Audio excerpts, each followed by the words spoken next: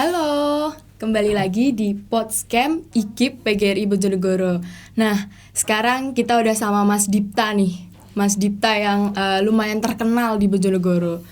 Nah, Mas Dipta sendiri udah kenal sama saya apa belum? Belum. Belum. Aduh, gimana sih? Ya udah kita kenalan dulu. Ya, Rosa. Indra. Loh, kok Indra? Saya Nama sering terkenal dipanggil kalau di kampus Indra. Oh, di kampus Indra. Mungkin ada Terus, yang panggil Dipta yang lain. Terus nama Dipta itu terkenalnya di mana? Kalau nama panjang saya kan Tri Dipta Indra Kumala. Oh, Mas Dipta ini di IKIP kan, di IKIP PGRI Bojonegoro itu jurusan apa, terus tingkat berapa? Ya. Langsung dijelasin.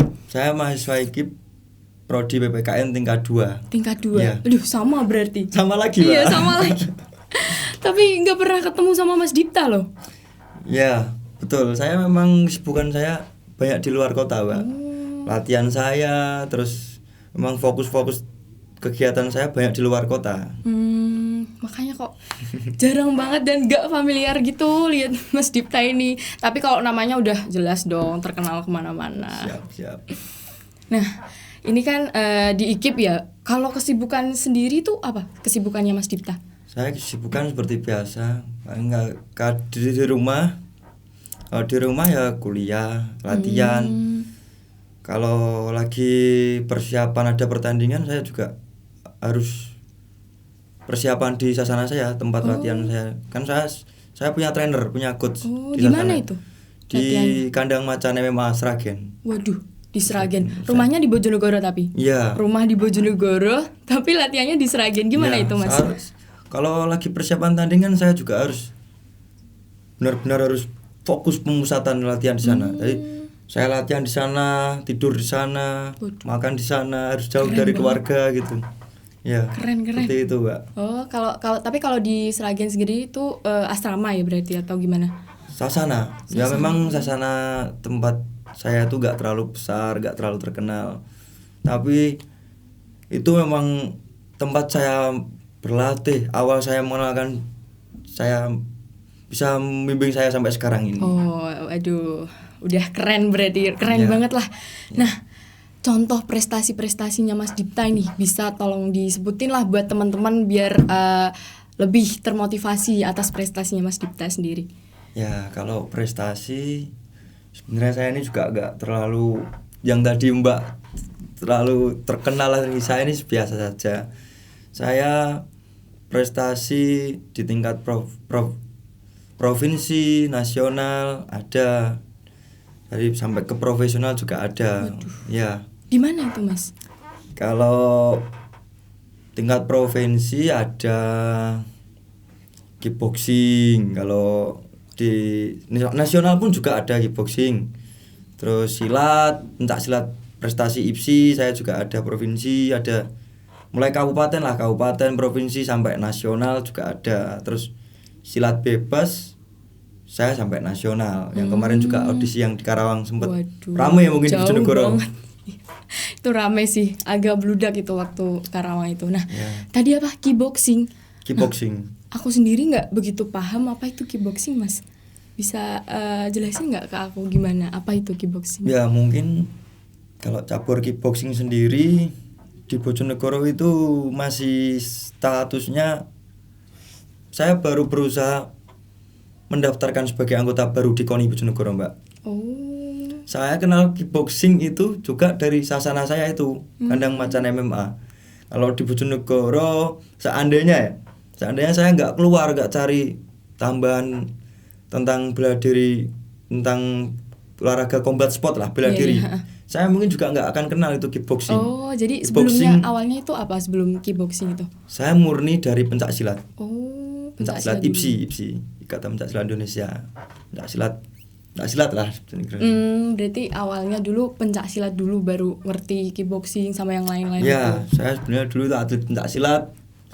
Ya, kalau di prestasi di pencak silat sendiri nggak terlalu mulus lah, Mbak. Ya. Banyak kalahnya. Tapi ya pernah lah, kalau juara 1, 2, 3 pernah merasakan semuanya. Ya jelas lah, pasti ada lika-likunya juga. Nah, yang membuat tertarik sama pencak silat, kickboxing dan lain-lain itu apa, Mas? Ya, kalau boleh jujur, Saya memang dari kecil itu suka berantem Mbak awalnya. Suka berantem. Aduh. Terus ya kalau di daerah saya memang pertama yang saya pelajari itu pencak silat. Terus sampai sekarang pun saya juga nggak bisa lepas dari pencak silat itu. Oh, berarti di daerahnya Mas itu dominan ya, banyak yang ikut Iya, silat dan kalau lain-lainnya gitu. Di sini termasuk hampir semua lah. Bojonegoro itu ada kok, sampai paguyubannya. Bojonegoro kamu pesilat juga ada di sini. Iya. Dulu juga awal ke IKIP juga aku juga ngerasa waduh banyak banget yang ikut Ya. kayak gitu. Kan pencak silat soalnya itu. kalau di IKIP kan ada UKM Komi ya, di UKM Komi itu ada divisi pencak silatnya. Saya juga jadi anggota di situ. Kalau dari kampus sendiri udah pernah ngewakilin belum? Udah Ya, pernah. kontingen. Saya mewakili kontingen IKIP PGRI Bojonegoro silat prestasi IPSI di Kejurnas pencak silat Bengawan Solo. Itu saya berangkat 4 atlet dari kampus, 2 putra 2 putri. Alhamdulillah saya medali emas. Waduh. Terus yang teman saya lainnya medali perak, 2 medali perak dan yang 1 harus kalah di penyisian. Itu di mana Mas? Di Gor Sritek Solo, itu event Di Kejurnas Solo. Oh. Bengawan Solo pencak silat Itu tingkatnya apa itu berarti? nasional, Kejurnas. Nasional. Iya. Oh, Kejurnas ya. Aduh. Nah, tadi kan udah disebutin tuh prestasi-prestasinya Mas Dipta yang banyak itu dan sampai terkenal itu. Nah, awal mulanya tuh gimana sih Mas? Bisa dapat prestasi sebanyak itu? Ya kalau awal mula saya ini sebenarnya kayak dulu kayak gak percaya kalau saya sekarang gak ada cita-cita menjadi petarung baku hantam, gak ada. Mesti ceritanya ya jadi ya orang tua seperti itulah mesti formal pengennya. kayak orang-orang Ya, biasa gitu kan. saya tuh hanya mengembangkan apa yang bisa saya lakukan saja Mbak. Yang Dari dulu saya kesukaan berarti. ya dari hobi. Dari hobi ya. Tadi Ya, yang betul. udah sebutin gara-gara suka berantem di kecil. Ya Terus, jujur saja Mbak. Iya, lanjut terus. Terus saya berpikir di situ, kalau saya bisa melakukan apa yang saya bisa lakukan secara maksimal, pasti suatu saat akan membuahkan hasil.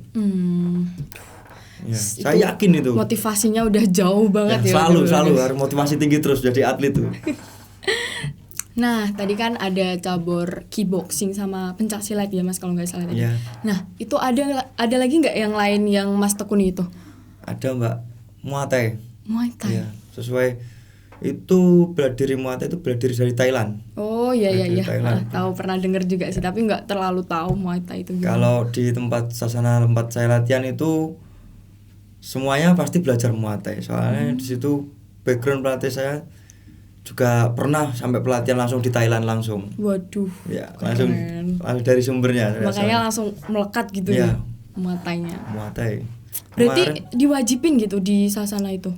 ya kebanyakan kalau member-member yang di situ pasti dia ambil kelas Muay Thai selain kickboxing, dan di situ ada Brazilian Jiu-Jitsu. Apalagi itu. Brazilian Jiu-Jitsu itu bela diri dari Brazil, Pak. Kan memang MMA kita bicara mixed martial art. Itu bela diri campuran, enggak menekuni satu bidang, semisal silat saja, kickboxing saja, tidak. Tapi campuran gitu, Ya, ada banyak gitu. seluruh cabur bisa masuk di situ. Taekwondo, wushu, Muay Thai, BJJ. Ya, di situ bisa masuk semuanya. Berarti tadi yang Brazilian Mas juga itu jago Ya, gitu. kalau Brazilian Jiu-Jitsu itu paling saya cuma bisa 5-6 teknik saja lah kuncian-kunciannya termasuk. Emang sampai berapa sih Mas? Susah banget ya? Ya susah, kalau di situ saya belum terlalu terjun lah ke situ, belum terlalu mendalami. Yang sangat kental, aduh kok sangat kental enggak? Itu campur-campur bahasanya. Yang sangat mengental di diri Mas sendiri yang mana? Yang cabur yang mana? Yang pasti emang saya background lahir saya itu saya lahir dari pesilat. Saya itu Oh iya tadi udah pencak disebut. silat. Tapi untuk persiapan saya untuk kegiatan terakhir ini, saya sering-sering ikut cabur lainnya. Di kickboxing, di Muay Thai, prof Muay Thai, terus profesional kickboxing yang kemarin Sabtu malam ini baru selesai saya main di Waduh. profesional kickboxing Masih 2G. pegel-pegel berarti ini. Ya lumayan, ini masih ada benjol-benjol dikit. Mana Mas gak kelihatan? sudah boleh silat Mbak. Aman. Langsung ke tukang pijet atau Enggak, cuma rendam es biasa di rumah. oh kalau habis tanding itu direndam es gitu Mas? Ya biasanya saya recovery-nya pakai rendam es. Oh, Rendam es. gimana itu? Jadi beli es batu terus Iya. oh, Buat mandi siram dulu. aduh, gak bisa bayangin. Mbak nggak makin gimana gitu? Enggak Mbak, itu kan kalau baca cari referensi biasanya recovery atlet biasanya biasa digunakan rendam air es itu. Kalau sebelum tanding nih, kalau sebelum tanding mungkin apa aja yang biasanya Mas siapin? Kalau persiapan sebelum tanding seperti biasa. Tapi saya enggak seperti biasanya atlet latihan. Saya latihan itu seperti minum obat. Gimana itu? Satu hari 3 kali. Saya ada sesi pagi latihan, sesi siang, Hebat banget. sesi sore. Kalau sore tidak bisa, saya biasanya lanjut sesi malam. Waduh, itu enggak sebelum tanding malah bukan bikin pegel-pegel gitu enggak Mas? Enggak lah Pak, kan biasanya persiapan tanding itu 2 bulan atau 3 bulan sebelum pertandingan. Terus ada kayak masa tenangnya gitu? Ya betul, biasanya seminggu atau 5 hari Hamin fight day itu kita harus tidak boleh capek-capek di situ. Mungkin ringan-ringan tipis-tipis saja, shadow. Tapi tetap samsak. tetap latihan kan ya tapi. Tetap tipis-tipis terus. Jadi tadi udah recovery-nya pakai es batu ya, pakai es batu. Berarti kemarin udah pakai es batu ini? Sudah ini Pak, alhamdulillah ini. Kayak rasanya kayak di Kutub Utara ya Pak. Mungkin butuh berapa es batu Mas kalau itu recovery-nya? Paling cuma 1 kantong resek. Satu kantong resek Yeah. terus dimasukin di bag gitu, Yeah. mandi. Enggak, Siram. katanya berendam. Ya kalau rendem langsung ke kamar mandinya. Nah, tadi kan udah banyak ya kayak pengalaman-pengalaman Mas Dipta nih di bidang pencak silat, kickboxing dan lain-lainnya. Nah, pasti ada pengalaman uniknya kan yang bikin terngiang-ngiang terus dan bikin kebayang terus itu. Mungkin bisa diceritain lah Mas. Ya, kalau pengalaman sampai sekarang ini saya tidak lupa kalau waktu bertanding ya Pak. Saya itu bertanding waktu di Karawang. Di audisi silat bebas itu. Saya di situ menang KO. Tapi waktu itu lihat lawan saya waktu KO, saya tuh malah nggak selebrasi merayakan kemenangan, tapi pengen bantuin lawan saya yang tadi. Kan saya ngerti keadaan. Iya. Hati nuraninya kayak Iya, gimana gitu betul, kan Pak. langsung. Padahal itu saya KO, saya bingung. Sampai selesai pun ke locker room, saya samperin, Iya, saya kasih teh samperin hangat kali itu ya. Pak. Respect sportif Sampai banget. dikasih teh hangat. Terus gimana tuh lawannya? Langsung, aduh baper, makasih Mas. Ya enggak, ya biasa saja memang. Saya di situ yang sampai sekarang kadang ingat ini. Padahal saya juga dipukulin Mbak, ditendang. Tapi lawannya kan yang KO, jadi ya nggak apa-apa lah Mas, namanya juga hati nuraninya terenyuh gitu kan. Iya. Nah itu salah satunya, mungkin ada lagi yang lain yang lebih unik gitu yang. Terus yang saya rasa monster lah, lawan saya monster itu. Monster apa? Kayak badak itu loh, kayak kuat itu loh. Itu waktu saya main di K1 Kickboxing Kejurnas waktu di Surabaya. Sebenarnya itu nggak lawan saya yang murni lah, itu Maksudnya? partai pengganti. Oh. Saya itu sudah menang, sudah di keputusan pemenang saya sudah menang. Sama ketemu waktu itu lawan Malang sudah menang ya. Iya. Tapi saya ditemukan lagi sama panitia itu untuk entertain, untuk artis, untuk gaya-gayaan aja lah, tampil nanti kamu. Tampil doang, tapi kan Mas udah menang gitu. Udah menang sebenarnya. Cariin terus. pengganti buat entertain. Kamu tampil aja. Itu saya ketemu dari orang timur, Pak. Orang terkenal Iya kan, kuat-kuat. orang timur, waduh, Itu gede-gede kuat-kuat. Itu dari Sapu Jagat, itu terkenal dari camp-campnya Pak Tentara. Oh iya, TNI. ngerti. Ya itu lawan saya berarti tentara waktu itu. Marinir. Berarti di situ Mas tuh kalah gitu. Ya kalah, bener kalah telak, Pak. Oh, Sampai berarti saya disengaja dong Mas, iya. Enggak sih, disengaja. memang. Enggak, maksudnya disengaja sama itu, entertain itu atau gimana? Iya kalau dikatakan itu ya. Saya berapa hari itu biru-biru semua.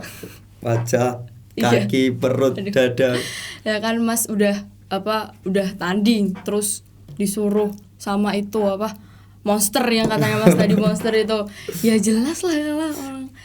Bukan lawannya. Iya, beda berat badan juga waktu itu, Pak. Berapa? Saya kan biasanya main di kelas bantam, kelas 60 kalau kewan. Saya kalau berat sehari-hari paling ya 59. Waduh, 59.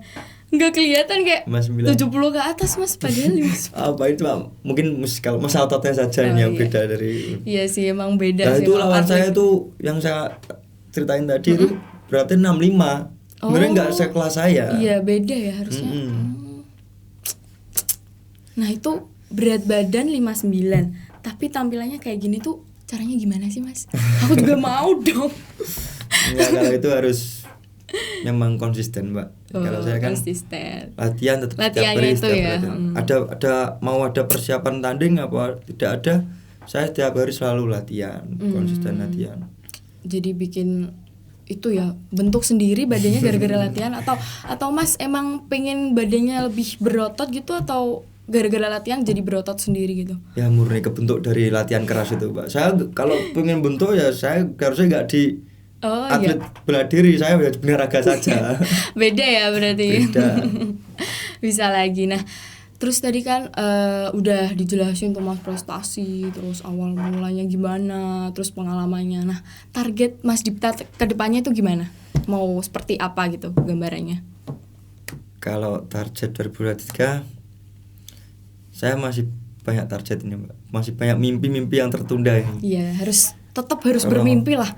Soalnya saya mau cerita sedikit lagi ini. Gimana? Di tahun 2022 akhir ini saya mengalami penurunan kalau di prestasi. Mungkin kalau biasanya saya sering nyumbang buat prestasi kampus, buat prestasi saya sendiri, buat prestasi daerah. Kalau akhir-akhir ini saya banyak merasakan kekalahan, Mbak. 3 kali berturut-turut saya kalah ini. Mungkin sebabnya itu apa sih, Mas, kok tiba-tiba nurun gitu? Ya sebenarnya yang paling saya rasakan tuh, saya waktu di Kejurnas MMA Solo saya mengalami cedera di lutut ini. Sebenarnya saya harus istirahat dulu, tapi jadwal pertandingan saya tuh mau nggak mau harus tampil. Lanjut lagi di Kejurnas MMA Solo, saya kalah, lanjut lagi ke Porprov Jateng cabur Muay Thai itu. Itu senggangnya berapa itu, Mas? Berapa hari atau berapa bulan itu? Itu cuma 1 bulan, Mbak. Waduh, cedera tapi cuma dikasih waktu 1 bulan itu ya? Mau nggak mau kan saya harus main di situ. Soalnya saya sudah pindah administrasi, termasuk pindah KTP saya Bojonegoro, pindah ke Jepara. Waduh, pindah ke Jepara. Iya, Mbak, kan kalau seperti itu kan saya mutasi Oh itu, iya, tahu. Nah, 1 bulan tadi cuma dibuat 1 bulan recovery cedera. Nah, itu orang tua Mas itu nggak jangan tole apa gimana gitu? Ya kalau itu pastilah, orang tua itu biar bagaimanapun takut kalau anaknya kenapa-kenapa. Biasanya kalau tanding, jelas tuh pasti. Waktu di Selat Bebas Tangerang, ibu saya nelpon sakit, itu saya pikirannya langsung pengen pulang terus. Setelah selesai di Tangerang tuh saya langsung naik bis pulang. Pulang sendiri gitu, nggak sama tim atau gimana? Nggak, saya pulang sendiri. Iya sih, udah kepikiran ibu tadi. Ya, terus lanjut tadi kekalahan saya terakhir kemarin ini, Mbak. Sabtu malam ini saya kalah di kickboxing profesional Indo Haji. Nggak seperti kickboxing sebelumnya. Saya kejur prof, kejurnas, kickboxing amatir sudah saya rasakan. Pernah menang, pernah kalah. Tapi kalau di profesional ini baru debut. Saya kemarin juga kalah nih.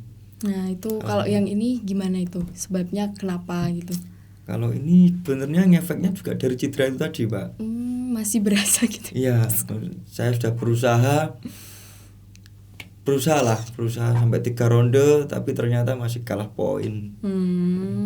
Ya emang wajar sih orang cedera gitu. Selain apa tadi yang cedera? Cedera lutut. Nah itu pernah nggak yang lain mungkin cedera tangan gitu yang parah gitu, Mas? Apa baru kali ini lutut gitu? Biasa ya, baru mungkin kali ini lutut yang Mas berasa rasanya, Pak, mengandung cabai di mata kalau ceritain lanjut ini. Ngefek banget soalnya di itu musuh partai-partai. Mana, Mas, yang bikin cedera itu tadi? Dari mana ini itu? Dari waktu di Solo, di tuan rumah sendiri, dari FIK olahraga Solo. Itu emang kuat banget gitu ya, sampai apa gimana? Sebenarnya nggak kuat gitu, Mbak, tapi cuma telak, selalu yang sasarannya di situ di sini terus di lutut. Oh iya, dia Terus lutut Iya, gitu sampai gitu. cedera gitu. iya. Nah, terus lanjut Mas. Ceritanya tadi gimana?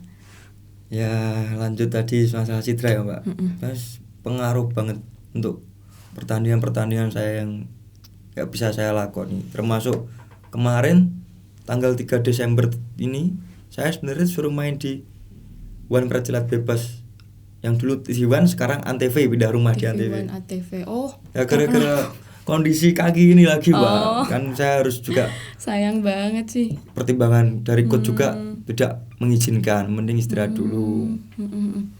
Mungkin tahun 2023 saya akan lebih giat lagi untuk berlatih, terus latihan dan terus latihan karena saya masih ingin mengejar mimpi saya untuk menjadi petarung profesional, menjadi fighter profesional, bisa berprestasi buat kebanggaan kampus tercinta, Keren. buat keluarga, Keren. buat prestasi, buat sejarah saya pribadi saya sendiri. Nah, itu kan yang target 2023 ini. Mungkin yang deket-deket aja Mas, yang deket-deket ini apa? Kalau Pengen yang ikut apa jangka gitu? pendeknya, Jangka pendeknya. ini sementara saya mau recovery dulu, mau menenangkan suasana hati yang habis kalah 3 kali. Iya. Rasanya Mental ya Mas yang diserang Betul. itu biasanya. Gimana Mas perasaannya gitu? Kadang ya mental. sebenarnya ya, gimana ya, kita harus berusaha memang introspeksi. Walaupun kalah ya harus terima kalah. Dan walaupun kalah di situ tidak ada kata untuk menyerah karena Iya. kita jatuh 10 kali harus bangkit 11 kali seperti itu. Ya itu Mas Dipta sih. Kalau yang lain biasanya kadang kalau udah kalah itu males lah. Nanti ketemu yang kayak gitu lagi gitu. Mungkin ada tips-tipsnya kalau biar termotivasi kalau lagi jatuh atau kalah gitu Mas. Nah, itu penting sekali. Motivasi ini betul. Itu sangat mengaruhi di mental. Karena selain kita kadang bertanding itu selain fisik, selain strategi, mental itu juga harus disiapkan benar, Mbak. Di posisi mental seperti ini kita harus punya motivasi tinggi. Nah, mungkin ada pesan yang bisa disampaikan buat teman-teman nih Mas.